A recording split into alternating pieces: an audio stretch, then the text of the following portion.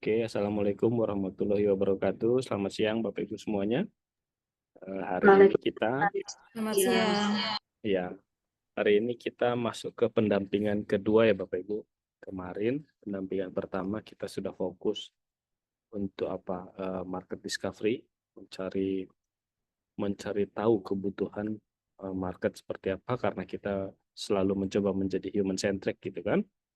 Lalu kita sudah tahu nih market needs-nya apa, berdasarkan interview dan sebagainya kita sudah mendefinisikan market maunya apa, lalu kita membuat produk yang sesuai dengan kebutuhan market gitu ya. Nah, Bapak Ibu, saya mau sekali lagi boleh di-share produknya apa saja? Saya lupa-lupa ingat kemarin. Mungkin masing-masing Teva boleh share produknya apa saja supaya nanti waktu kita bahas, saya bisa langsung ambil contoh sesuai produk masing-masing. Silakan. Produk finalnya apa jadi setelah melewati market discovery? Ada Teva apa saja? Teva yang fashion dulu deh. Kalau yang fashion nanti untuk planning produknya itu kebaya lucu, Pak. Untuk apa Kebaya anak. ininya? Kebaya lucu ya, kebaya anak. Oh, oke. Kebaya anak gitu ya. Yang berikutnya ada apa lagi? Audio ya. Audio video nggih. Pak Yogi sudah ada itu sama Bu Winda, monggo Bu Winda. Hadir, Bu. Apa Pak Yogi, Bu Winda, produknya Monggo Pak jadinya? Yogi. Gimana? Saya Produknya apa? Teva, Teva kita kemarin itu studio Aviera Picture itu loh Pak. ini kita kejurusan dulu, agak berisik di kelas, Bu. Ya, kalau kemarin kita kan sudah yang milih Aviera Picture itu ya Pak, studio foto, tapi kan hanya kemarin baru berjalan pada saat wisuda wisuda SMP, SMK, SD seperti itu. Oke. Tapi sudah melakukan yang di pendampingan pertama ya, kebutuhannya apa? Iya, sudah. Sudah ya. Jadi Iya. kira-kira apa yang akan kita jual itu sudah, apa yang akan kita tawarkan itu sudah terbayang gitu ya Bu ya. Ya, kemarin sudah melakukan penawaran juga ke SMP terdekat dan sudah bekerja sama juga dengan SMP terdekat dari sini. Oke, that's nice. Oke, nanti kita dalami lagi karena Bapak Ibu, ini kan pendampingan kedua ya. Di pendampingan ketiga kita semua harus sudah mulai katakanlah start bisnisnya gitu. Kita kan sedang mempersiapkan value proposition dan mempersiapkan brandingnya. Setelah itu, secara bersamaan kita akan menyiapkan marketing dan penjualannya. Jadi ini kan dalam 6 bulan supaya kita punya waktu iteratif 3 bulan. Jadi 3 pertemuan pertama itu sudah start. Ingat ya, kita kan mulai dengan action. Nanti 3 bulan berikutnya itu bisa sambil iteratif gitu. Kita bisa evaluasi sekaligus kita mencoba mengembangkan gitu. Oke, silahkan Teva berikutnya. Teva berikutnya, Teva apa ya? Saya lupa. Otomotif ya?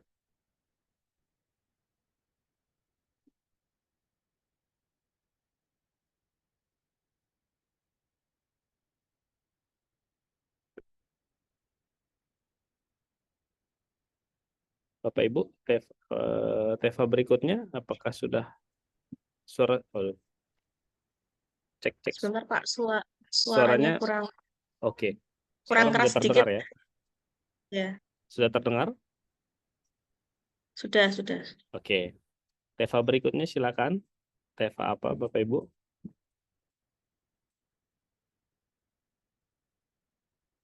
Teva otomotif ya?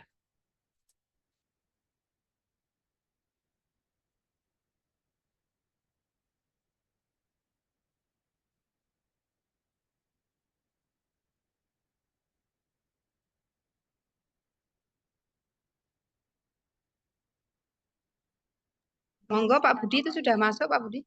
Ditanya oleh Pak Ju untuk Teva otomotifnya. Halo Pak Budi. Silakan Pak Budi. Teva otomotif apakah sudah clear mau apa produk atau jasa yang akan di ini? ditawarkan?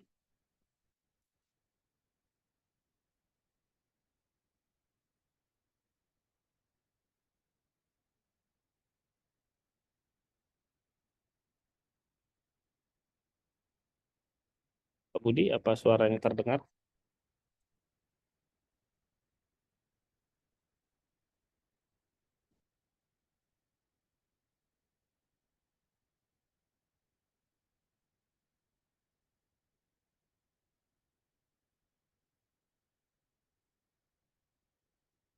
Ada berapa Teva ya Bapak Ibu ya? Selain otomotif apakah masih ada? Ada 5 Bapak untuk yang keahliannya. Yang pertama itu ada busana, kemudian otomotif KR, FM itu jadi 1. Pak Erwan emang suaranya nggak jelas ya Pak Erwan? Kompresor. Bisa masuk suaranya. Oh, satu lagi ini Kemudian ya. ada audio video sama PTU Pak. Oke, silakan yang lain juga boleh kalau yang otomotif.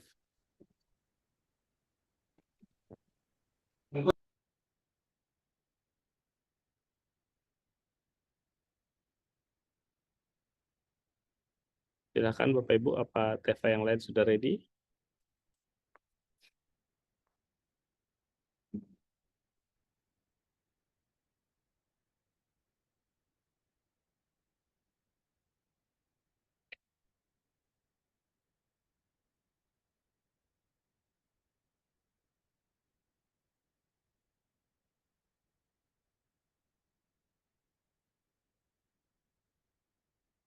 Oh, mohon maaf Pak Ju, katanya tadi Pak Budi speakernya mati katanya. Lain langsung ke Oke. sini. Oke. Mungkin untuk Pak Budi diwakili Bu Utin apa? Oh, itu yang Oh, oke. Sekedap Pak Ju ini masih persiapan Iya. laptop. Pakai laptopnya Bu Utin nggak apa-apa? Oh, masih dipersiapkan. Untuk TAV sudah masuk, tata busana sudah masuk, kemudian ini otomotif sudah masuk. Yang belum berarti TPTU, masih ada kegiatan dengan industri.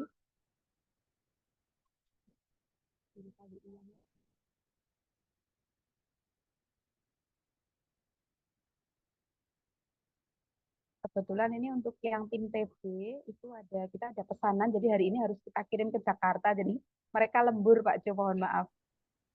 Ya, oke. Nggak apa-apa, mungkin bisa diwakili supaya saya tahu aja Bu, sudah sampai mana. Apakah sudah jelas, maksudnya sudah bisa dipastikan kita value proposition kita apa saja, apa yang mau kita tawarkan. Oke. Tadi kebaya Kalau anak, yang oke. busana nanti saya yang mewakili yang busana. Oke. Yang TAV nanti ada Pak Yogi dan Bu Winda sudah masuk. Kemudian yang otomotif Pak Budi sama Bu Uti juga sudah ada di sini dengan saya. Otomotif apa Bu ininya produknya? Ada Pak Budi ada dan Bu Uti. Masih mempersiapkan laptop. Ya, yang berikutnya Teva. Sudah bisa masuk belum? Yang belum TPTU. Kalau TPTU itu apa ininya produknya? AC. AC Yang ya. kemarin Pak Arsika nggih. Oke, jadi nggak ada Ada perubahan ya yang AC pemaparan. ya. Nggih. Jasa.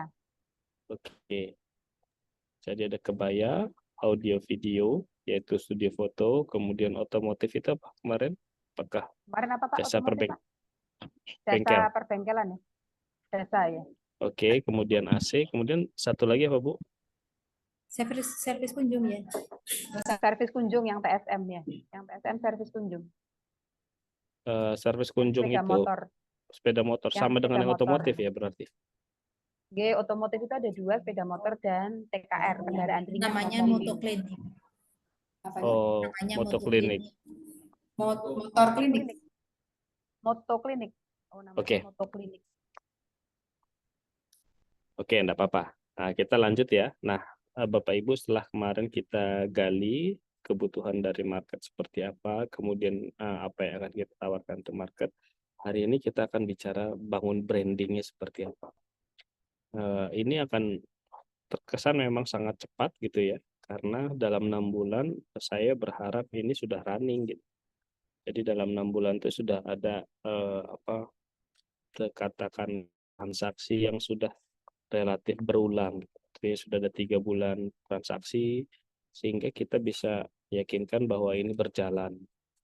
Nah, hari ini kita akan bicara dengan branding, tentang branding.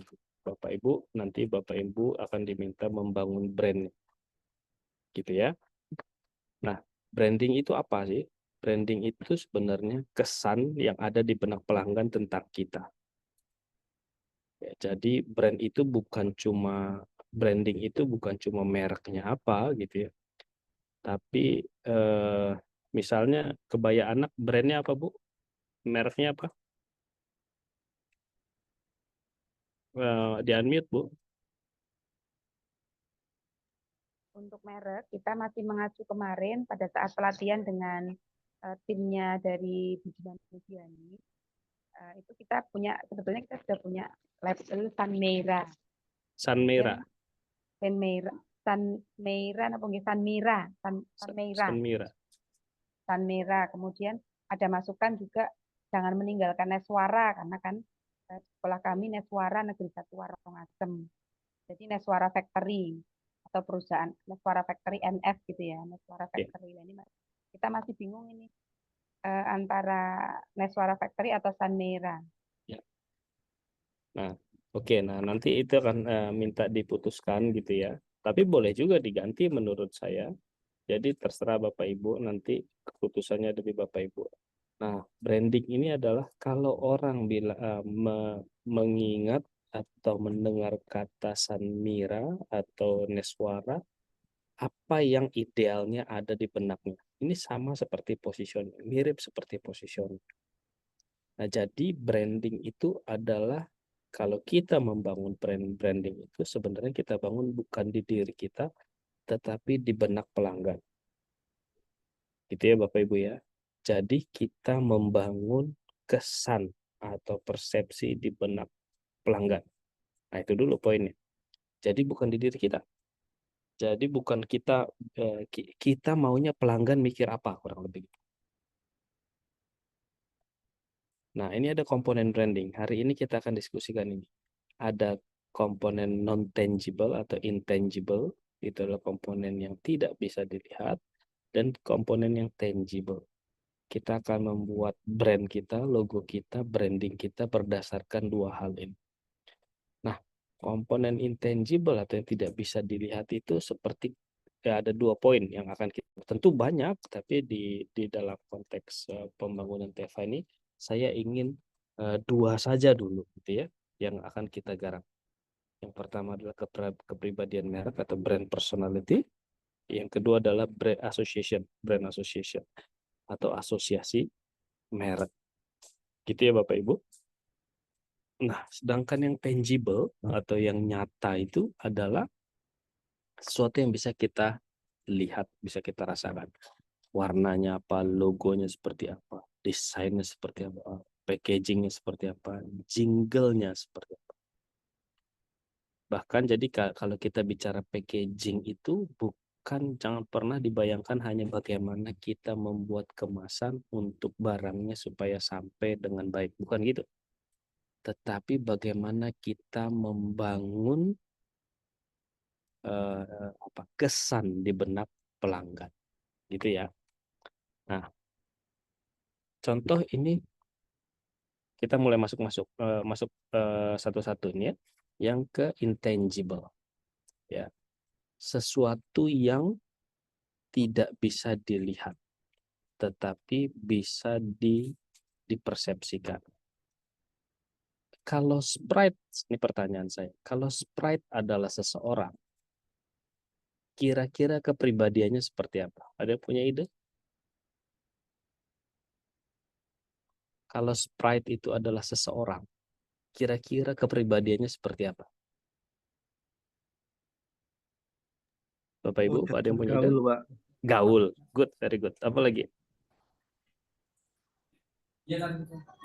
Energik, Yes. good. Energik. Cemberut apa ceria? Ceria, Ceria. Ceria. Apa lagi? semangat, Semangat. berani basah. Berani. Ya, Berani. Bapak Berani Ibu pasar. semua sepakat ya dengan ini ya. Kenapa bisa begitu? Bisa sepakat begitu?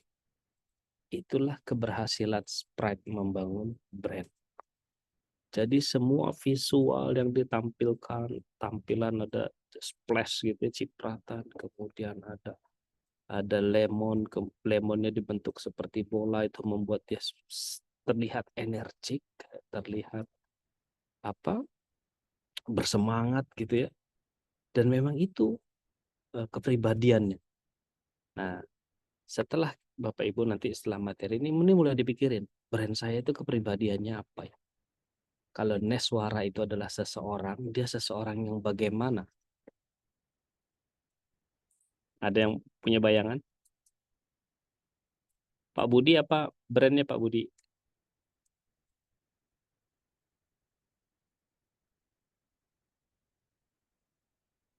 Pak Budi harus ini ya, nggak mic-nya nggak ini ya.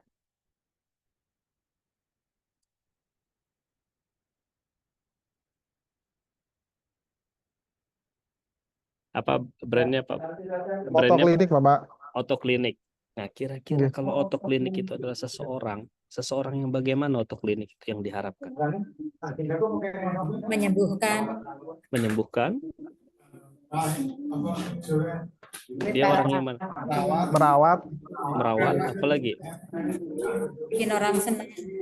Bikin orang senang, apalagi? Oh, seorang yang ahli atau Siaga seorang mungkin, Pak. apa? Seorang yang ahli atau seorang yang seperti apa? Atau orang yang asik-asik aja? Profesional. Profesional. Profesional. Ya, very good. Nah, jadi itu ya, setiap brand itu harus punya image seperti itu. Ya. Ada memang yang dari namanya itu kita tidak bisa melihat kepribadiannya. Ada yang membangunnya pelan-pelan. Di sini kan ada audio video ya. Misalnya fotografer itu Darwis Triadi. Nama Pak Darwis itu waktu pertama kali diperkenalkan tidak menggambarkan apa-apa, tidak menggambarkan kepribadian. Lalu dia membangun pelan-pelan pelan-pelan. Hingga akhirnya kepribadian si Darwis Triadi itu menjadi seorang expert fotografi gitu. Jadi Darwis Triadinya itu sendiri menjadi brand. Gitu ya Bapak Ibu ya. Nah, ini kepribadiannya jelas seperti apa ya, kepribadian seperti seorang fotografer profesional gitu.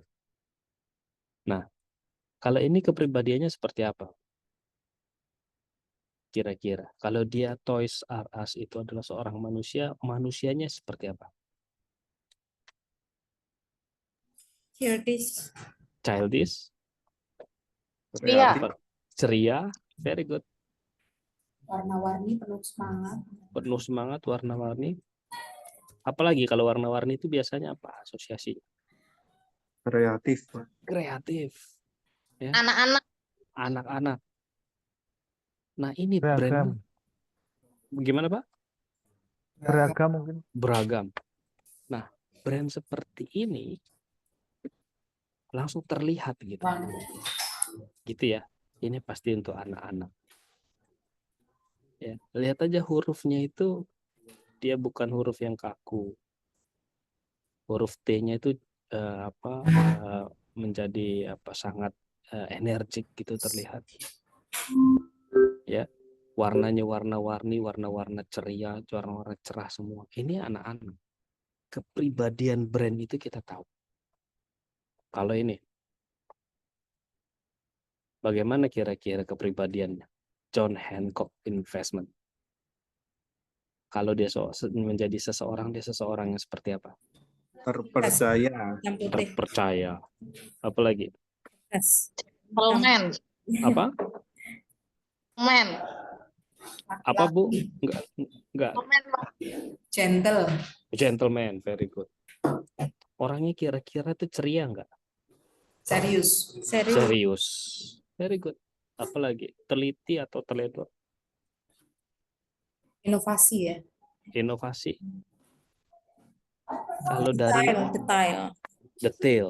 Kalau dari brand ini dia lebih cenderung lebih mewah ya, kelas atas. Lebih cenderung orang yang tegas, agak suka marah, atau orang yang easy going, ceria, ketawa sana ketawa sini. Tegas. Tegas. Tegas. Nah, bayangin ya, kita bisa sepakat hanya dengan melihat ini tulisan ini loh. Dia sesuai nggak dengan apa yang dia tawarkan value proposition? Sangat sesuai karena dia bicara John Hancock ini adalah investment management. Jadi kalau orangnya cengengesan nggak cocok untuk investment, Pak. Ini harus orang yang detil. Ini bicara tentang uang soalnya.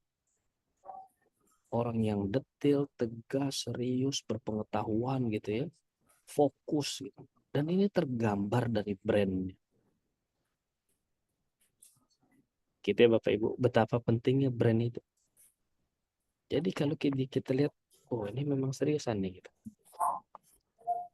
Nah jadi banyak hal. Nah kalau ini, orang yang bagaimana? Zaman kuno, Pak. Nah, kuno. Kira-kira kalau dia punya masakannya gimana? Enak, apa Enak. ya? Tuket bahasanya orang Jawa. Nah, tradisional ya. Ini nggak cocok jualan apa? Jualan steak nggak cocok. Tapi kalau dia jualan misalnya apa ayam goreng tradisional, ayam bakar gitu ya, ikan apa gitu ya, cocok, pecel, cocok. Nah, bagaimana hanya dengan brand ini kita langsung tahu, oh value-nya ini sepertinya ini meyakinkan customer jadi mau beli. Gitu ya Bapak Ibu ya. Nah, lalu ada yang kita intangible kita bahas. Lalu ada brand association. Tadi brand identity, brand personality, sekarang brand association. Kalau extra joss itu asosiasinya dengan apa? Dia menggambarkan apa? Semangat, kekuatan. Menengah atas atau menengah bawah? Menengah atas. Menengah atas? Bawah.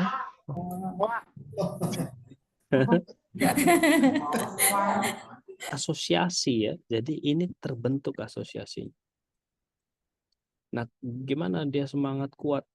Kalau Bapak Ibu lihat minumnya itu sampai tumpah-tumpah gitu ya. Saking semangatnya. Minum extra joss itu harus tumpah-tumpah gitu ya. Jadi harus semangat, agak kasar sedikit. Karena asosiasinya laki-laki atau perempuan ini? Laki-laki. Pekerja keras. Pekerja keras ya. Nah, ada yang mau menumbangkan ini. Dia mau mengasosiasikan extra joss itu, saya lupa yang satunya extra joss, satunya apa? Yang bekerja dengan otot, yang satu lagi bekerja dengan otak gitu. Itu dalam rangka berperang dengan pesaingnya, tapi dia menumpang menegasikan brand association pesaing. Gitu ya. Nah, ini asosiasinya apa nih? Kalau ini asosiasinya mungkin anak remaja. Ya, anak-anak muda. Kira-kira dia mengasosiasikan diri dengan anak muda, anak kuliahan, yang uangnya pas-pasan.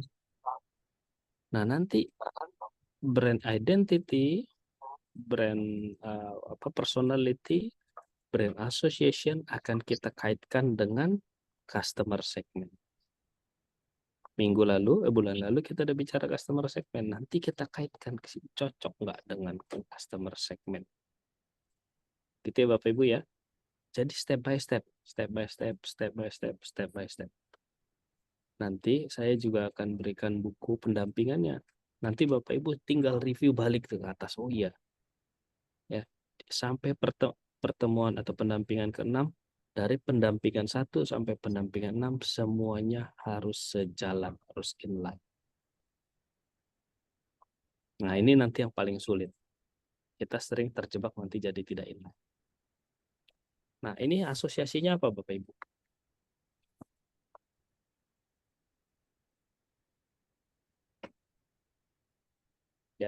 Ini dia brand asosiasinya adalah atlet, serious sport gitu ya. Kalau kita mau sport yang serius pakainya Nike gitu. Seolah-olah begitu. Dia mau membangun asosiasi itu.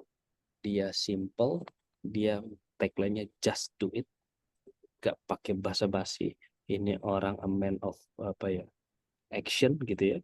Dan kemudian dia apa nggak punya babi bu, langsung lakukan gitu. Itu kan atlet gitu ya. Nah, mulai dibayangkan kalau Bapak Ibu mempunyai Teva, brand association-nya apa yang ada di benak. Ingat ya, brand association, brand personality itu yang menentukan bukan Bapak Ibu, tapi customer. Kita hanya quote unquote menggiring benaknya customer supaya brand personality, brand association yang ada di benak customer sesuai dengan yang kita rencanakan. Gitu. Ada pertanyaan dulu sejauh ini? Nah, kalau enggak kita lanjut terus ya. Nah ini brand association-nya apa? Laki-laki, macho, gitu ya, western. Hingga Marlboro juga agak kesulitan memasarkannya untuk perokok perempuan. Walaupun belakangan jadi segmen perempuan jadi lebih besar juga. Sebaliknya ada rokok yang diasosiasikan sama perempuan. Saya lupa itu. Rokok apa? Jadi dia rokoknya kecil gitu ya. Jadi hal-hal seperti ini ada asosiasinya masing-masing. Nah, sekarang kita masuk ke tangible. Untuk membentuk yang intangible itu yang kita harapkan, persepsinya pelanggan, kita bisa mendesainnya lewat warna, logo, pokoknya sesuatu yang bisa kita lihat, kita sentuh, kita rasakan, kita taste. Tapi untuk kali ini kita fokus saja untuk 5 hal ini, 4 hal. Jingle nggak usah deh. Kita akan fokus pada warna, logo dan merek, desain, kemudian packaging-nya. Nah, ini warna. Biasanya warna itu begini asosiasinya. Kalau kita mau membangun sesuatu yang apa? Mau membangun persepsi, kemudian membangun brand personality yang misalnya creativity, idealnya kita masuk ada komponen yellow, komponen kuning atau orange itu tinggi. Gitu ya. Jangan biru. Karena biru itu asosiasinya damai, tidak ada perubahan, dia stabil, ya, dia trust, gitu, dia peace, stabil. Kalau kita mau membangun personality yang green, asosiasi yang green, natural, kita pakai hijau. Ya, boleh juga pakai itu ada brown gitu ya. Nah, kalau kita mengasosiasikan kita ke pure, innocent gitu, putih. Makanya kepala daerah itu banyak waktu kampanye pakai baju putih. Karena dia ingin diasosiasikan bahwa dia itu anti korupsi misalnya. Bersih gitu ya. Itu loh, siapa tahu ada yang mau jadi kepala daerah nanti. Nah, boleh dipakai trik-trik ini. Tapi kalau Bapak Ibu nanti mau jadi anggota DPRD, mau menyasar anak muda, jangan pakai putih. Pakai yang energik, yang inovatif. Pakai orange. Ya. Ya. Purple, ungu itu luxury. Gitu ya. Kalau black itu authority, dia punya otoritas, kemudian dia punya apa ya, power, dia punya kompleksitas, dia punya apa. Makanya John Hancock tadi hitam putih.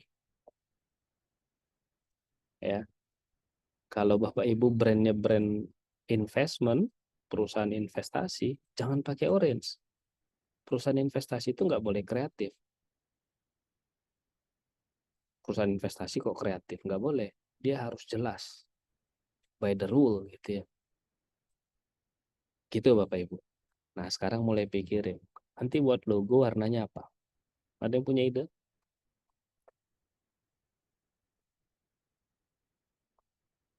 Kalau yang audio video nanti kira-kira kalau logo cocoknya apa?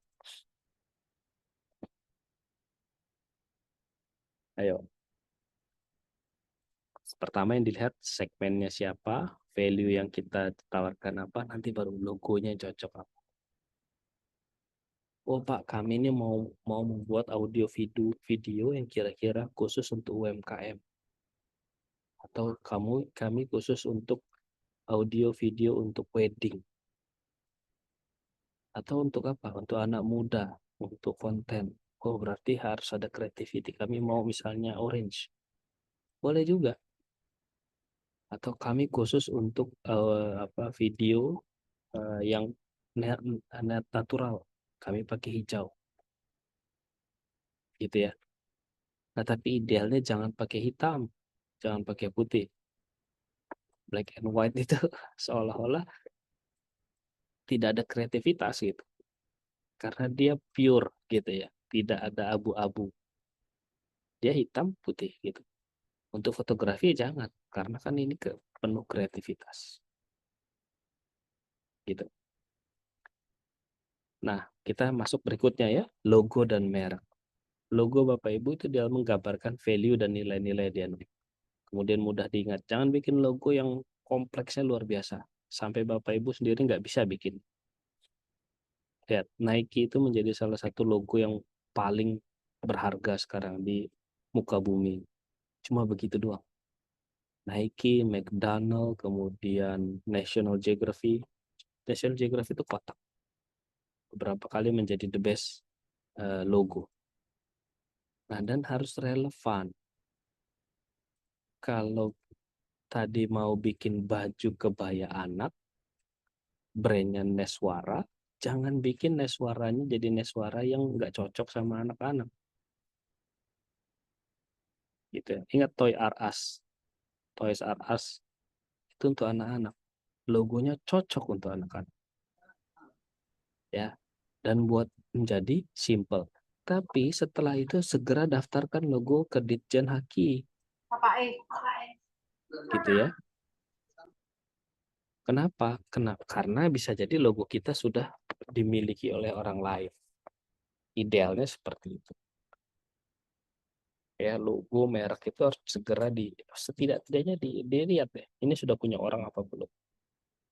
Saya punya binaan, dia sudah punya logo, sudah ekspor. Masukin Ditjen Haki, 2 tahun kemudian baru keluar dari Haki Ditjen Haki bahwa logo dan merek Anda terlalu mirip dengan logo dan merek yang sudah terdaftar sebelumnya. Stres dia. Pak, saya ini sudah ekspor sampai Eropa segala katanya. Ekspor informal begitu ya. Jadi kesulitan. Nah, jadi ini juga harus diperhatikan. Ini ada tema-tema logo dan merek. Ada yang klasik, ada pilih klasik, ada yang modern. Ada yang spesifik pria, ada spesifik wanita. Kalau pria itu biasanya lebih bersiku-siku. Wanita dia bulat. Sudutnya bulat. Makanya kalau mobil Jeep itu siku-siku dia. Kotak, kotak, kotak. Gitu ya. Kalau mobil wanita lebih dia smooth. Lengkungannya smooth. Sedan gitu ya. Ada yang rumit, ada yang simple. Rumit itu John Hancock tadi itu rumit. Tapi dia sesuai dengan value proposition yang ditawarkan. Bahwa dunia investasi itu rumit. Tapi ada Nike itu simple. Nike bilang, kami itu hanya just do it. Membuat Anda menjadi olahraga. Olahraga itu nggak rumit. Gitu. Ada yang dekoratif, ada yang clean. Apple itu clean. Ya, ada yang dekoratif, banyak pernak-pernik. Itu lambang logo Pertamina zaman dulu itu dekoratif. Saya yakin Bapak Ibu pasti udah lupa lambang Pertamina zaman dulu. Detailnya apa saja saya sudah lupa. Yang ada kuda laut. Ada yang serius kayak John Hancock tadi. Ada yang ceria kayak Toys R Us. Ada yang terstandar kayak John Hancock. Ada yang inovatif Toys R Us. Nah jadi membangun logo dan merek itu jangan asal terlihat keren nih gitu ya. Jadi ada sesuatu di balik gitu. Dagadu Jogja. Ini ada sense plesetan, ada sense ceria. Dagadunya sendiri itu maknanya agak-agak kocak gitu kan. ya, dia mata, kemudian dia kayaknya agak seru gitu. Berbeda Pertamina. Pertamina ini menjadi simple. Kenapa dia berubah logo menjadi gini? Bayangin Pertamina yang zaman dulu itu ada kuda laut dan segala macam. Rumit sekali. Pertamina mau bilang, kami itu berubah dari dulu kami yang rumit menjadi sesuatu yang simple. Dari yang dulu yang tertutup, kami menjadi terbuka. Ya, kami itu simple, kemudian gampang diaudit, kurang lebih dia mau bicara gitu. Corporate value kami itu menjadi sangat mudah, sangat enggak ruwet gitu. Nah, itu logo, ya. Nah, kalau ini apa kira-kira yang ada di benak Bapak Ibu di logo ini? Roti Boy.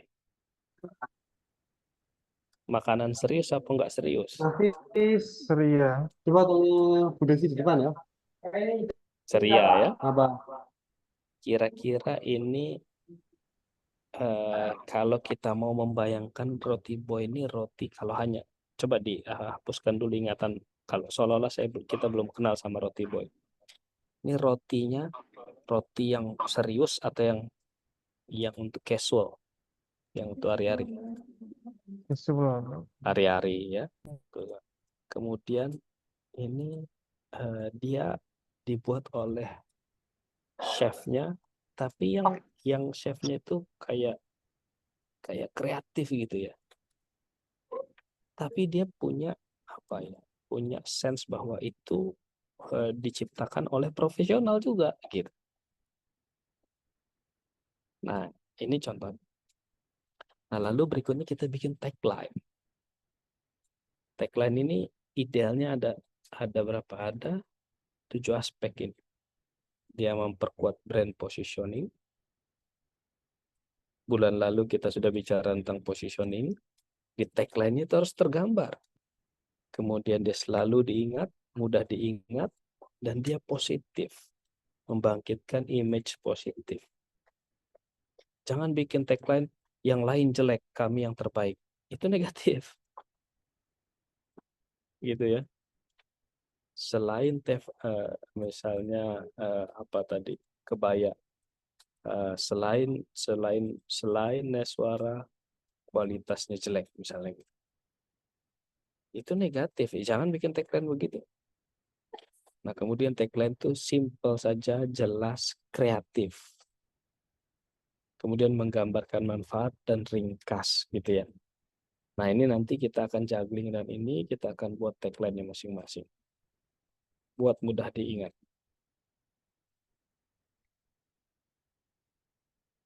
L'Oreal, because you are worth it. Adidas, impossible is nothing. JNE, connecting happiness. Ya. AirAsia, everyone can fly. Dia menggambarkan value-nya, everyone can fly. Saya sudah pernah jelaskan tentang bisnis model Canvas tentang AirAsia. Dan sangat relevan sama segmennya, sangat relevan dengan value proposition. Gojek pasti ada jalan. Gitu. Apple, think different. Apple kan inovasi kan, jadi harus think different. Teh botol, apapun makannya minumnya teh botol sostro. Teh botol itu mau menjadi minuman semua orang. Gitu. Jadi segmennya agak luas teh botol, makanya apapun makanannya minumnya teh botol sostro. Nah, sekarang kalau motoklinik apa kira-kira tagline?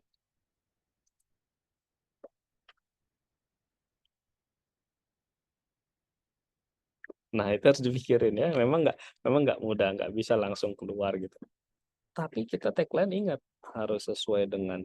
Makanya nanti saya bagikan lagi buku action booknya. Kita mulai lagi urut dari atas. Value apa, siapa segmen, value apa yang mau kita bawa, kemudian value ini kita tuangkan menjadi tagline, kemudian dituangkan juga dalam logo. Nanti masuk ke berikutnya ke marketing. Waktu marketing ini bagaimana saya membuat message yang cocok gitu. Mulai terasa kompleks ya Bapak Ibu ya.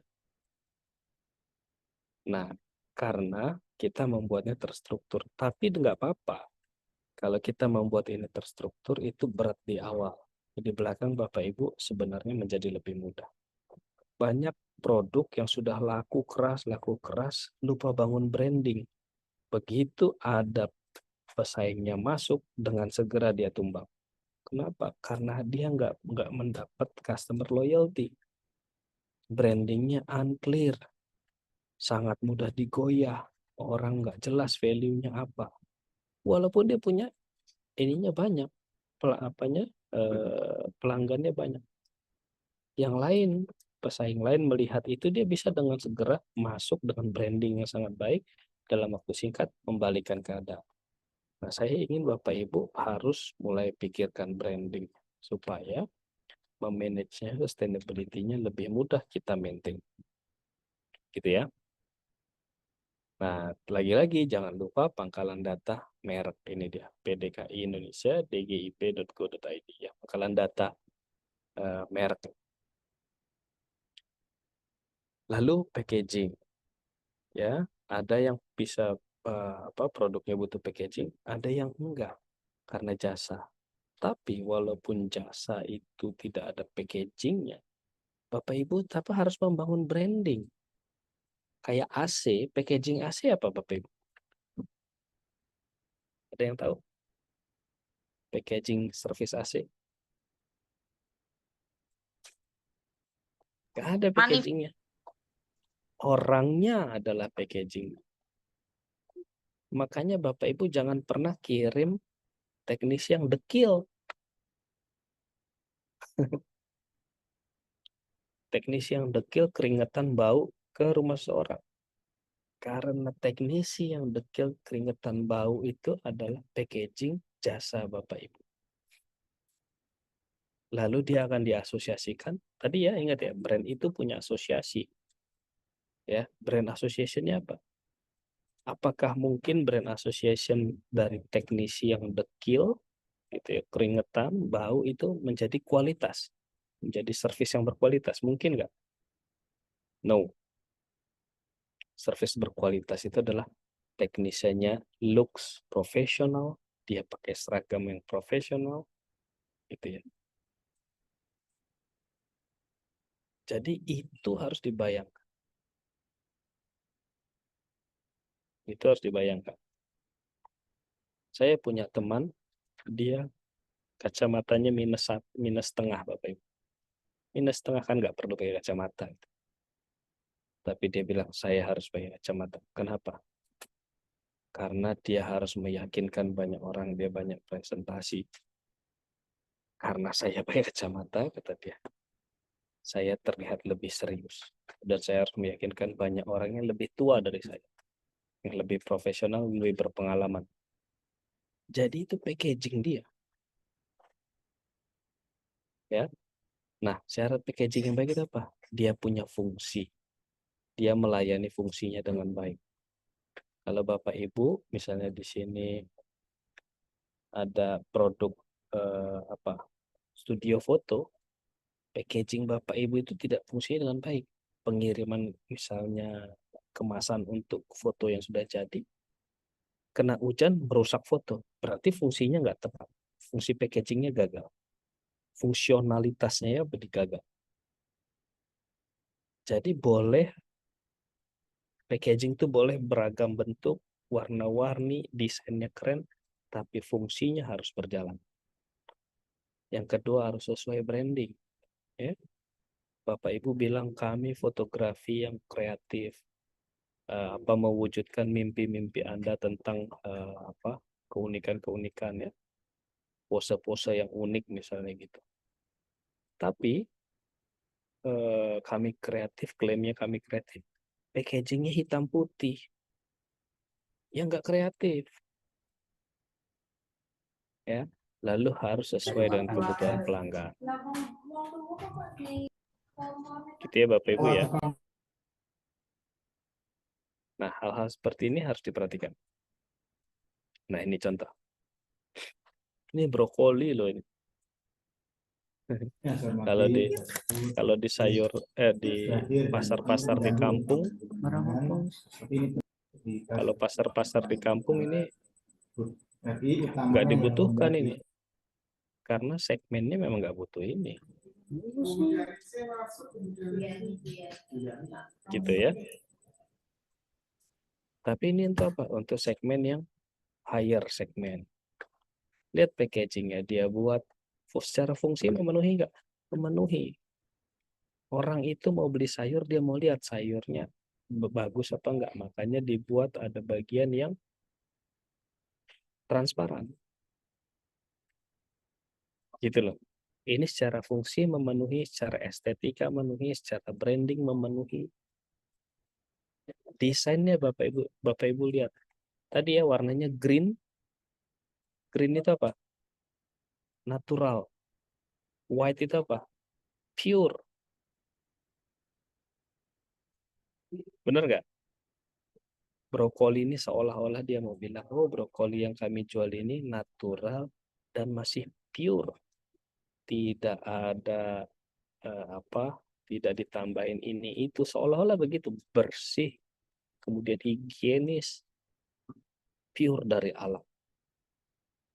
Nah, lalu ada fungsi-fungsi lainnya. Kalau Bapak Ibu lihat di kiri atas itu ada energinya sekian, total fatnya sekian, proteinnya sekian. Dia memenuhi fungsinya. Fungsinya apa? Informasi gitu.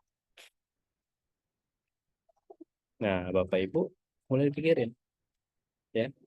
Packaging AC apa? Orangnya itu packaging AC. List pertanyaan, checklist itu packaging jadi gitu. Kalau moto klinik ada nggak packaging? Ada. Karena dia jasa, ruangan itu menjadi packaging. Ruangan bengkelnya jadi packaging. Jangan bikin bengkel yang di mana-mana oli, Bapak Ibu.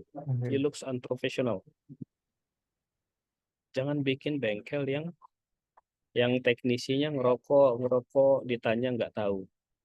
Nah, itu Anda seperti tidak profesional. Gitu ya. Nah, hal-hal seperti ini harus diperhatikan. Ini DeWalt. DeWalt ini lihat packaging. Ini adalah produk apa? Produk alat pertukangan. Yang dia butuhkan apa? Kokoh. Ya, kokoh. Kemudian fungsinya apa? Dia menunjukkan kokoh, dia fungsinya orang mau tahu spesifikasinya. Makanya dia tulis tuh spesifikasi. Lihat di bawah, built in the USA. Kenapa? Karena USA punya asosiasi dengan kualitas. Makanya Bapak Ibu kalau ngelihat ada produk-produk elektronik seperti ini, made in China-nya nggak pernah ditongolin Bapak Ibu. Selalu di pojok-pojok kecil di bawah gitu ya. Made in China, kecil aja dia. Tulisannya agak abu-abu, agak samar-samar. Kenapa? Ada Bapak Ibu yang dengan bangga mengatakan made in China? Tidak ada Bapak Ibu. Oh, ini sebentar, saya contohin. Saya kebetulan ada contoh. Bentar ya.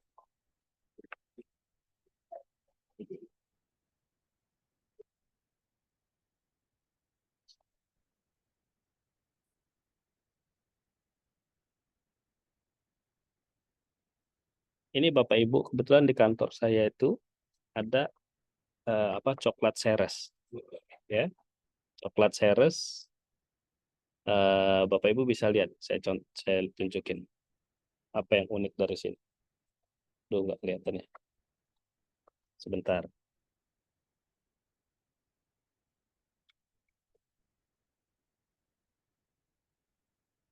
Virtual background-nya saya matiin dulu.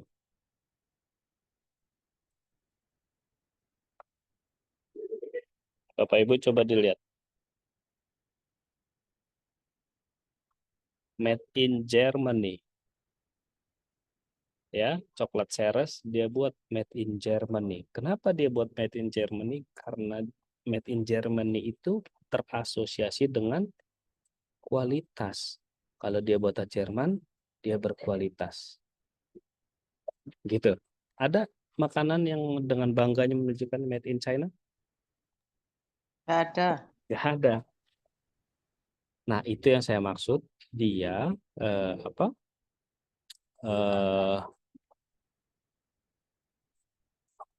packaging itu harus menjadi bagian dari brand gitu. Jadi jangan biarkan packaging itu sebagai sesuatu yang seolah-olah terpisah fungsinya dari fungsi branding. Packaging itu bukan cuma media pengemasan, bukan, tapi memiliki fungsi branding. Ya, kayak ini di Waltin. Kokoh, terlihat kokoh, ya, tegas gitu ya. Kemudian nggak pakai babi ibu gitu ya. Made in USA, informasinya lengkap. 90 day money back guarantee. Garansi 90 hari uang kembali. Kan makin yakin kita bahwa ini pasti produk yang oke. Gitu.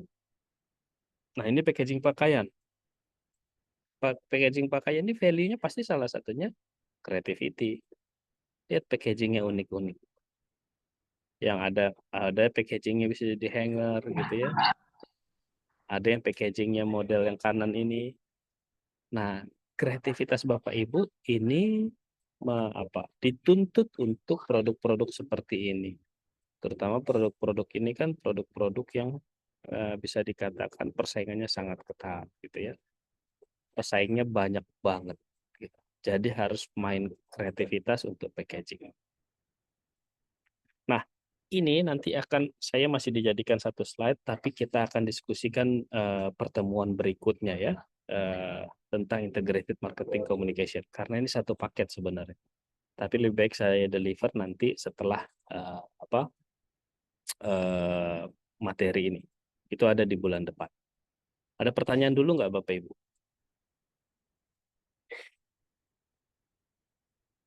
Saya juga akan share.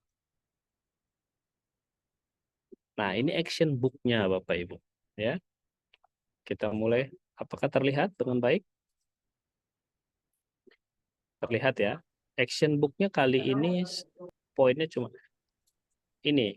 Bapak Ibu minta tugasnya adalah mengerjakan yang pendampingan 2. Yaitu action 8 sampai action 11 ya, ada 8, 9, 10, 11, ada 4 action. Yang pertama, nah kenapa dibuat di lanjutan ya Bapak Ibu ya?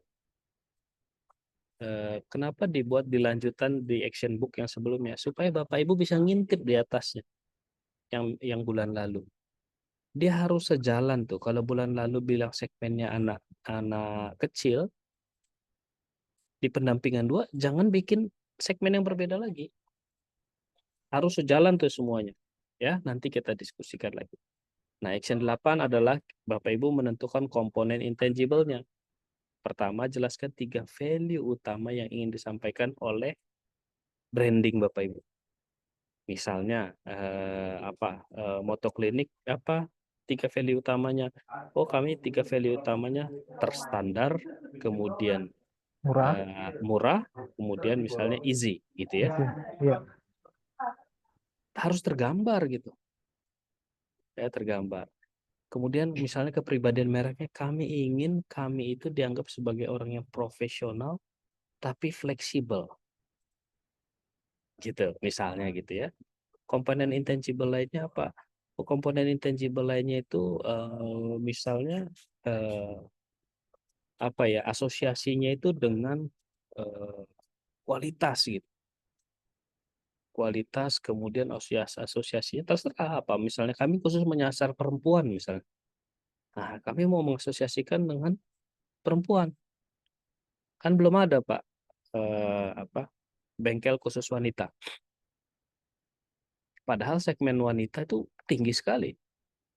Misalnya begitu. Oh, asosiasinya itu intangible-nya apa? Oh, kalau gitu kami buat warnanya agak-agak ceria. Kami tidak pakai warna hitam, warna-warna cowok, biru dongker, enggak. Kami warna yang lebih lebih netral misal. Kami masukkan juga warna pink misalnya begitu. gitu ya. Lalu ada logo ya, bikin logonya berdasarkan ini, bikin logo, gambarnya, dan jelaskan maknanya. Ya, jelaskan maknanya di bawah. Lalu ada tagline-nya. Ya, misalnya moto klinik ya, misalnya cara paling mudah servis motor gitu. Berkualitas dan murah, Pak. Ya, boleh kayak gitu boleh, tapi idealnya itu kan yang mudah diingat. Misalnya entah pakai bahasa Jawa boleh, karena segmennya clear. Misalnya apa? eh,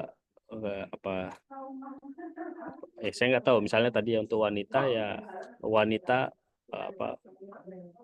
wanita juga bisa ke bengkel gitu, misalnya atau seperti apa gitu ya. Nah, hal-hal seperti itu kreativitas. Tadi di atas ya tagline itu ada kreatif, clear, concise gitu ya, singkat. Nah, ini pertanyaan ujinya supaya kita tahu tagline kita sudah oke belum. Idealnya semuanya ya. Apakah memperkuat brand positioning? Apakah mudah diingat? Apakah menciptakan positive emotion? Jelas, mudah dipahami, unik dan kreatif, menggambarkan manfaat, ringkas, ya. Nah, lalu packaging. Ya, kalau yang Bapak Ibu jasa buat salah satu packagingnya, ya, misalnya seragamnya, gitu. Nah, jelaskan keunggulannya, keunggulan tampilannya, dan keunikannya di mana. Begitu, Bapak Ibu. Nanti ini saya share, silakan Bapak Ibu. Nah, ketika mengerjakan pertemuan 2, ingat ya, harus sejalan dengan pertemuan 1. Pendampingan 2 itu berdasarkan pendampingan 1, berarti step by step. Jangan lagi nanti lompat di pendampingan 1, kami memilih segmentasinya misalnya wanita, di pertemuan di pendampingan 2 seolah-olah dilupakan, membuat yang baru lagi tuh. Gitu. Enggak, ini mau step by step. Supaya nanti pertemuan berikutnya kita bikin iklan yang sudah sangat relevan dengan segmentasi. Dan kita mulai belajar nanti bagaimana mendesain kalimat-kalimat yang catchy untuk segmen yang tepat. Mulai eksekusi tuh. Nah, jadi pertemuan pendampingan ketiga bulan depan itu akan ada Bapak Ibu mulai memasarkan. Begitu ya Bapak Ibu ya. Tapi sebelum masuk ke pendampingan bulan depan kan nanti ada pendampingan pembahasan tugas, pembahasan action gitu. Jadi Bapak Ibu silahkan nanti ini dimasukkan kembali, disubmit kembali ke dalam Google Classroom. Ya, saya akan buatkan tanggalnya. Tanggalnya adalah tanggal pertemuan kedua bulan ini. Saya lupa tanggal berapa. Sobat saya cek biar langsung. Dia ada tanggal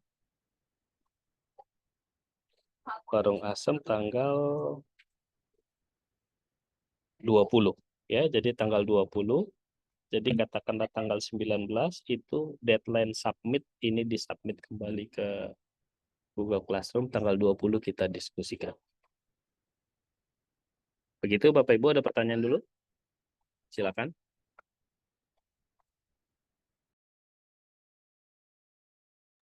Nah, sebelum submit Bapak Ibu boleh kirim ke grup logo-logonya atau apa untuk didiskusikan sama-sama.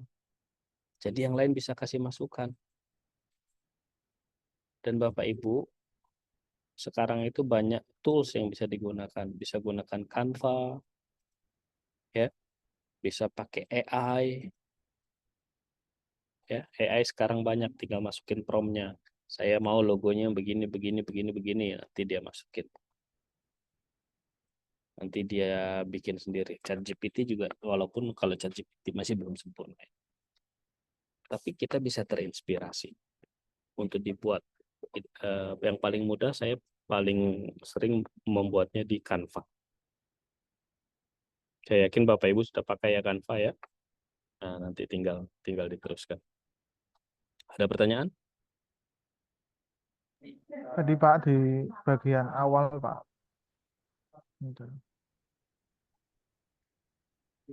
Sini. Nggih. Oh, di bagian awal. Nggih, nggih, nggih. Ya, nanti ini saya kirim Pak, saya kirim Nggih, seperti nggih. biasa. Ini Video yang ini pun akan saya kirim. nggih, nggih. Maksudnya yang awal-awal tadi dalam menentukan tagline ataupun value Mm-mm. kita atau logo kita kan harus apa melihat ataupun mendengar ataupun mencari tahu kepada calon customer kita. Betul, Nah, betul. Jadi begini maksudnya Bapak Ibu. mungkin caranya Pak yang Ya, nah kita kan ini balik lagi dari pendampingan satu ya. Kita sudah tahu segmen kita. Kita sudah tahu problemnya apa saja. Kita udah gambarkan pelanggan kita seperti apa. Kita sudah tentukan value proposition kita apa. Ya, kita sudah buat value proposition. Nah, ini paling penting sekali. Kita tahu positioning kita apa. Nah, dari sini baru kita masuk logo. Jadi logo itu paling penting adalah menggambarkan positioning kita, menggambarkan value proposition kita sesuai dengan segmentasi kita. Gitu ya Bapak Ibu ya. Nah, ini pentingnya pendampingan Bapak Ibu. Kalau pelatihan ini tidak bisa di-cover. Karena Bapak Ibu kalau bicara branding logo, begitu dilakukan, lupa bahwa ini harus sejalan sama segmentasi awal lagi gitu. Nah, kalau pendampingan kita nanti bisa balik lagi ke sana, majukan iterasi, balik lagi, lihat lagi sudah sama belum dan seterusnya dan seterusnya. Begitu, Bapak Ibu, ada pertanyaan? Terima kasih Pak Budi.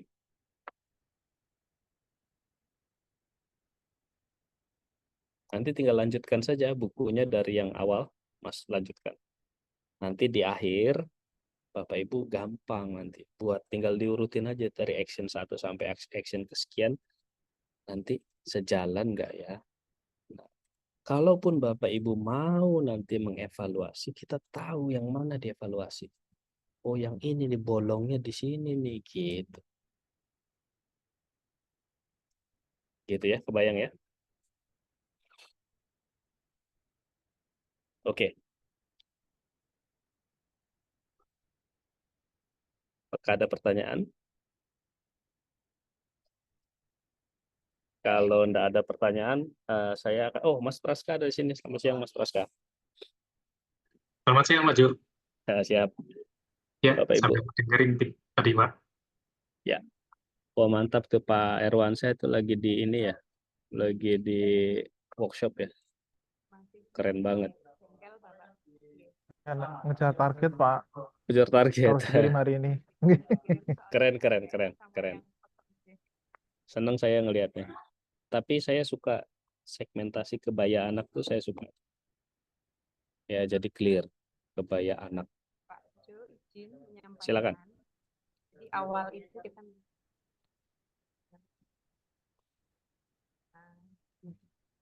izin menyampaikan Pak Jo, kemarin memang kita awalnya kan ready to wear untuk sana.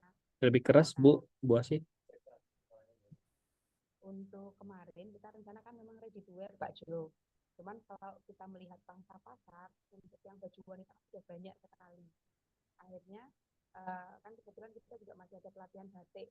Maka kita nggak bikin produk yang dari hasil batik. Kebetulan untuk motif-motif yang anak-anak buat itu motif-motif yang unik-unik, yang aneh-aneh. Oke, itu bikin dari motif ini dari kain kita buat kebaya anak-anak saja. Karena memang untuk saat ini di Kabupaten Batang itu dari TK, SD, SMP setiap 2 minggu sekali pakai baju adat Pak Jo. Wah, iya iya bagus. Potensi juga, ya. Betul betul betul. Untuk seragam sekolah anak-anak setiap 2 minggu sekali memakai baju adat.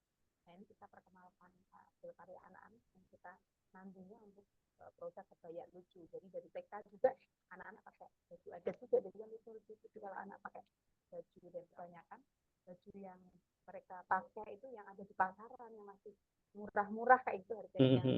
Jadi kenapa kita nggak bikin yang unik-unik aja, kebaya lucu? Setuju, setuju. Dan harganya juga kan tidak relatif tinggi gitu kalau untuk baju anak itu. Kita lihat pangsa pasar yang kita ambil yang itu maksudnya. Walaupun nanti kita tetap bikin baju dewasa ya, versi dewasa. Ya, ya. Kita untuk progresnya itu. Keren saya rasa itu segmentasinya clear ya, marketnya juga clear. Nah, tapi Ibu, saya berharap ada positioning. Tadi Ibu bilang yang mau yang lucu, jadi clear gitu loh. Nah, kalau saya boleh kasih usul, mereknya nggak harus Neswara. Bikin merek yang lucu, kalau mau ada Neswaranya, by Neswara. Gitu Bu. Jadi ada merek lucunya. Misalnya apa dibikin ya singkatan batik lucu atau kebaya lucu apa yang unik-unik ya, warna-warni untuk merek ya, tapi by Neswara gitu. Jadi itu sejalan dengan idenya anak-anak gitu. Nah, karena ini nanti akan fungsinya fungsi anak-anak, ini Bu, kita harus membuat value proposition kita itu clear untuk anak, misalnya nyaman, dipakai sekolah enak, anak-anak tidak ribet. Misalnya dia dipakai, saya nggak tahu ya, misalnya roknya tapi juga rok kayak apa istilah kalau zaman dulu itu kayak kulot gitu misalnya. Ya kreativitas lah. Ini saya hanya juggling dengan ide. Supaya apa? Supaya waktu sekolah juga jadi mudah gitu. Kebayang anak-anak kalau anak kelas 3 SD cewek kan masih lari-lari gitu. Kelas 1 SD masih lari-lari gitu. Memfasilitasi itu. Nah, gitu loh. Jadi fungsinya dapat, kalau fungsi karena kebayang begitu. Jadi positioningnya dapat. Nah, misalnya dia batik, ya boleh dibuat ini baru, motif baru, ya motif batik khusus, ya, ya nggak perlu misalnya nggak harus ikut 100% pakem gitu ya. Nah, hal-hal seperti itu membuat kita itu menjadi lebih inovatif dan punya positioningnya super jelas. Nanti misalnya batik apa, by Neswara itu jadi ngetop banget deh. Batiknya anak ya ini gitu. Gitu ya Bapak Ibu ya. Tapi menurut saya itu positioning yang clear. Ya. Ada lagi pertanyaan Bapak Ibu?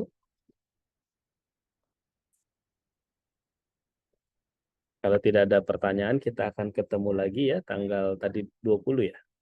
Nanti kita akan diskusikan. Materi ini saya akan berikan, materi Zoom-nya akan berikan di YouTube, materi action book-nya akan saya berikan seperti biasa. Oke, saya rasa itu. Saya mau screenshot, silahkan yang mau open cam, yang mau off cam juga boleh. Oke, 1, 2, oke, 1, 2. Terima kasih Bapak Ibu semuanya, sukses. Saya yakin Tevanya akan jalan dengan baik. Selamat siang. Sukses selalu. Siang, Pak Jo. Ya, Selamat siang. selamat siang. Yang Pak, terima kasih. Siang Mas Praska, teman-teman semua. Izin saya end meeting ya.